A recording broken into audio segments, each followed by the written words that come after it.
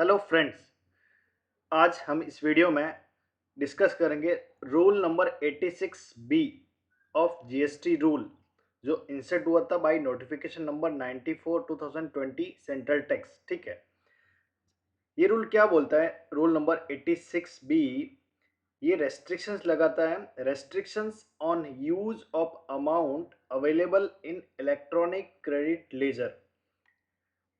तो इस रूल के हिसाब से जो भी आपका इलेक्ट्रॉनिक क्रेडिट लेजर में जो अवेलेबल बैलेंस होगा उसमें से आप एक पर्टिकुलर लिमिट तक ही अपना अमाउंट यूज कर सकते हैं। बाकी आपको इलेक्ट्रॉनिक कैश लेजर के थ्रू लायबिलिटी को पे करना होता है। ठीक है, तो आइए समझते हैं इस रूल को डिटेल में।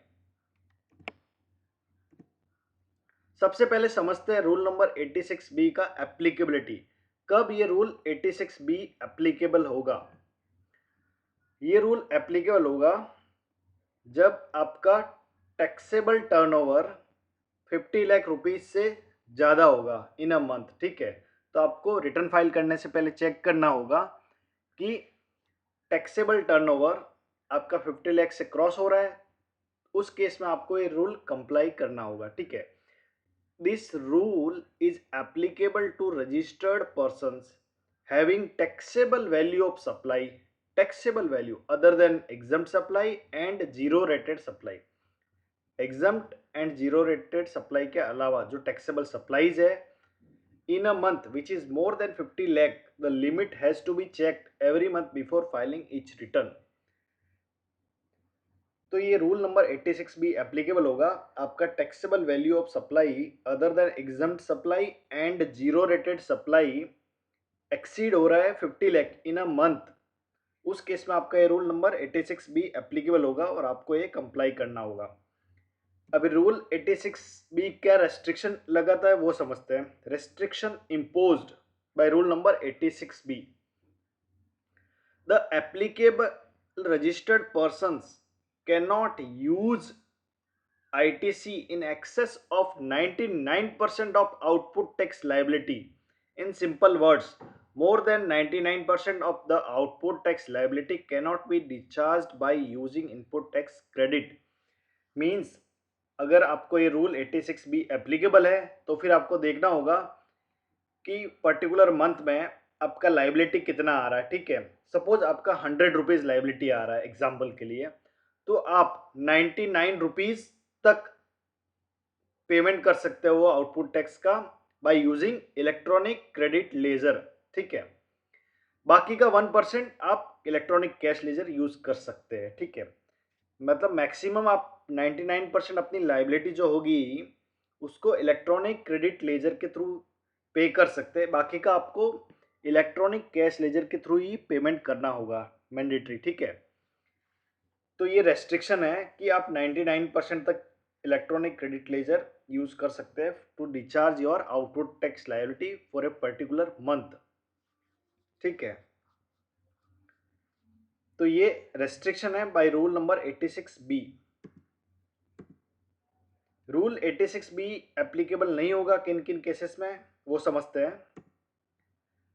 If the persons mentioned below have paid more than 1 lakh as income tax under income tax act 1961, 1 lakh से ज्यादा इनकम टैक्स पेमेंट किया है बाय रजिस्टर्ड पर्सन या फिर रजिस्टर्ड पर्सन का proprietor, karta, managing director of the registered person, and third है any of the partners और whole time directors और any other person as the case में बी। ठीक है, तो ये पर्सन है जो 1 लाख से ज्यादा इनकम टैक्स पे किया है, उस केस में आपको रूल नंबर 86 बी एप्लीकेबल नहीं होगा। ठीक है,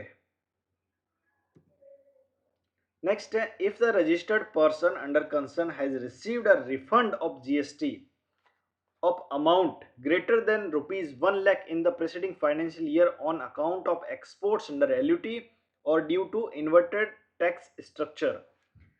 तो अगर जीएसटी का रिफंड लिया है ऑन अकाउंट ऑफ LUT या फिर इन्वर्टेड टैक्स स्ट्रक्चर, तो उस केस में आपको रूल नंबर 86 बी एप्लीकेबल नहीं होगा। एक्सपोर्ट अंडर LUT का मतलब होता है कि आप एक्सपोर्ट करेंगे विदाउट पेमेंट ऑफ जीएसटी। ठीक है, तो आपको जो इनपुट पे जो जीएसटी होगा वह आप रिफंड ले सकते हैं। तो उस केस में आपने रिफंड लिया 1 लाख से ज़्यादा, तो आपको रूल नंबर 86 बी एप्लीकेबल नहीं होगा। सेम लाइन पे इन्वर्टेड टैक्स स्ट्रक्चर, इसका मतलब है कि आप जो आउटवर्ड सप्लाईज कर रहे हैं उस पे जो जीएसटी का रेट है वह आपके इनपुट सप्लाईज है उस पे जीएसटी की रेट से कम है। ठीक है, सपोज आप इनपुट पे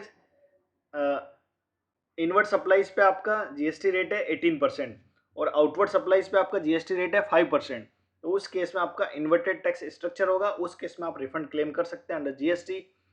तो उस केस में आपने 1 लाख से ज़्यादा रिफंड क्लेम किया है प्रीसीडिंग फाइनेंशियल ईयर में, तो भी उस केस में आपको रूल नंबर 86 बी एप्लीकेबल नहीं होगा। आई होप क्लियर है।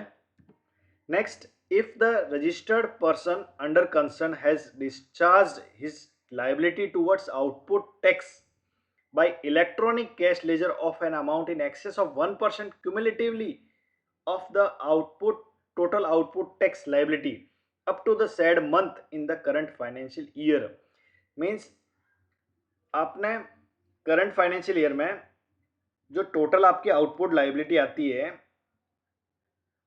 टिल डेट तक की, ठीक है, उसका आपने अगर 1% से ज़्यादा इलेक्ट्रॉनिक कैश लेजर से पेमेंट कर दिया है तो उस केस में ये रूल एप्लीकेबल ही नहीं होगा, क्योंकि आपने ऑलरेडी रूल फॉलो कर लिया है। ठीक है,